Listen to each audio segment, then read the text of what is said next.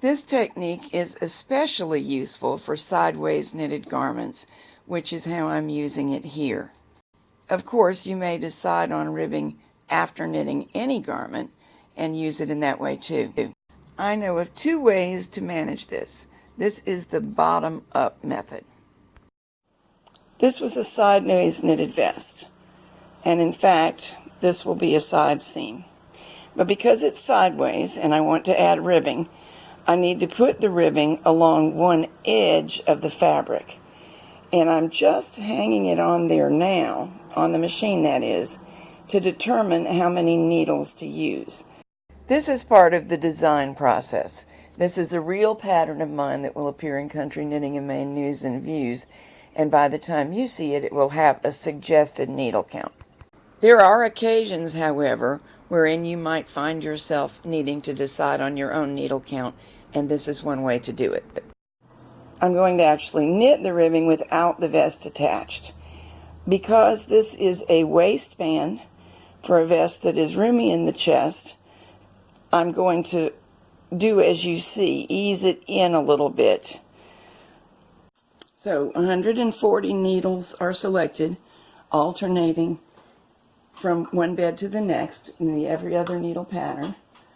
Both carriages are set for normal knitting and a small stitch size,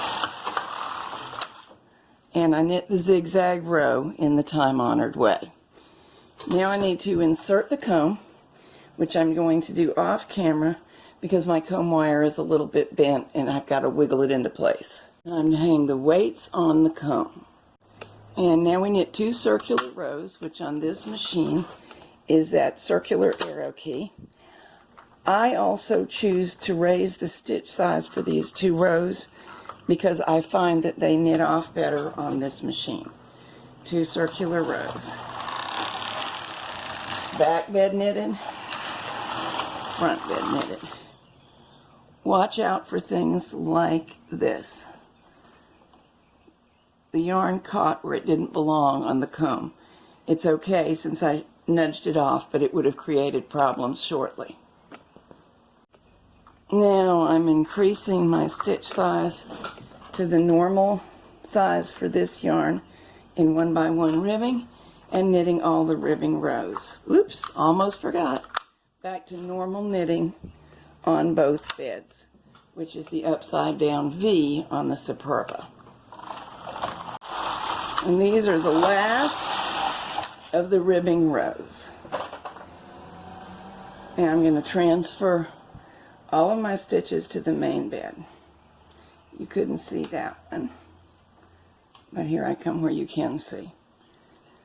Every time I remove a stitch from a front bed or ribber needle and put it on the back bed, the front bed or ribber needle goes out of work, and I'll do this all the way across the bed. I'm working on a Superba machine, but this operation is no different at all, no matter what brand of machine it is. If it's another kind of European machine, or a Brother or Singer Studio silver bead type machine, as long as there's a ribber, the only difference is what does the stitch selector say in order to get circular knitting and normal knitting. Normal knitting on a Brother is in on both beds. Circular knitting is 1 part button on each bed.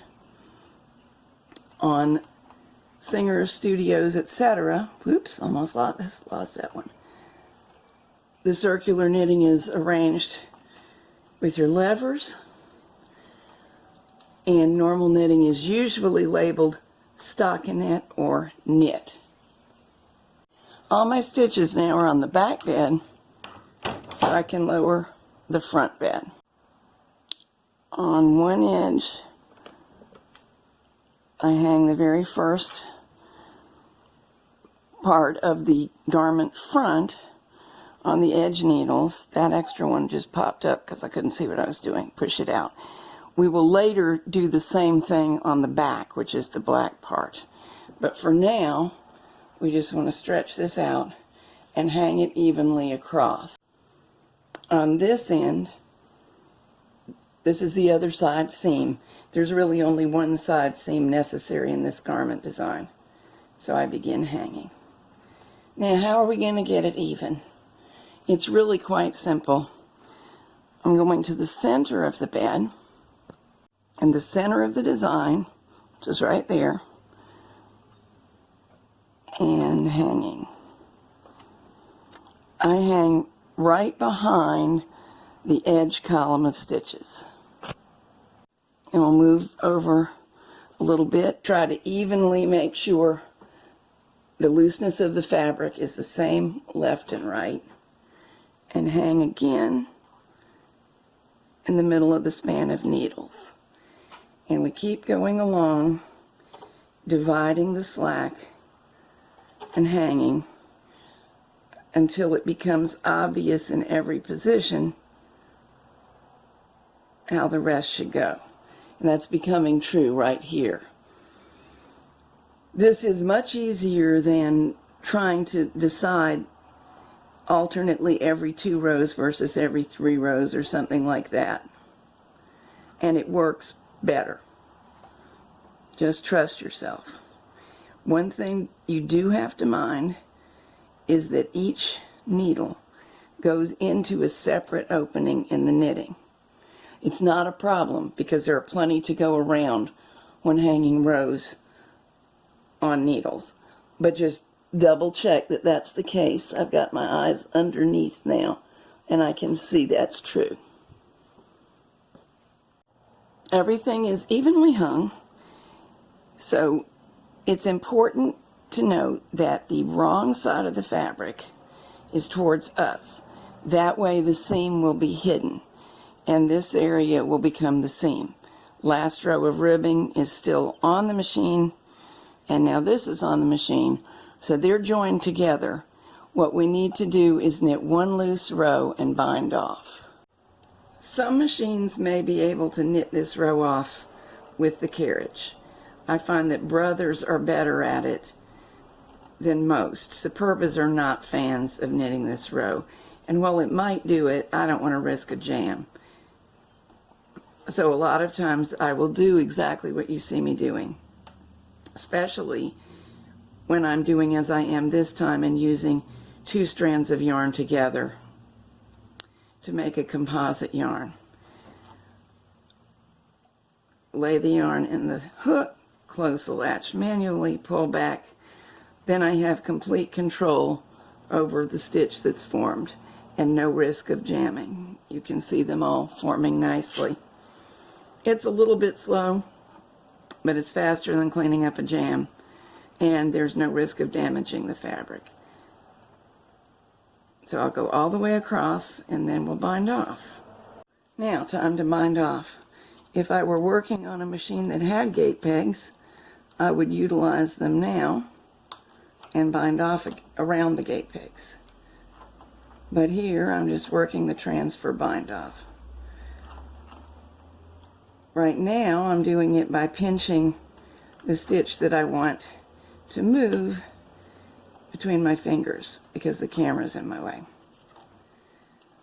It comes out exactly the same as if you use the tool, which I'll do in a couple more stitches.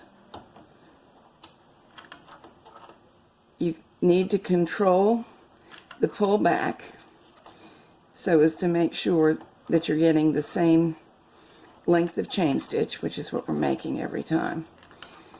And if you need to, you can put a flat dowel, something back here as a spacer to help you with the pull back. But you'll be surprised, your fingertips will get pretty smart pretty quickly. End stitch goes to the next needle. Needle comes forward, wrap, new stitch, and repeat all the way across. And then our seam will be completed. Here's what the right side looks like when we're done. This is not steamed yet, it's right off of the machine. And here's the seam on the inside. This pattern is called Sideways Argyle the Easy Way, and will appear in Country Knitting of Maine News and Views. Either the afterthought ribbing knitted bottom up as I showed you here, or top down as I will show you in another video, may be used in this pattern, and both are in the instructions.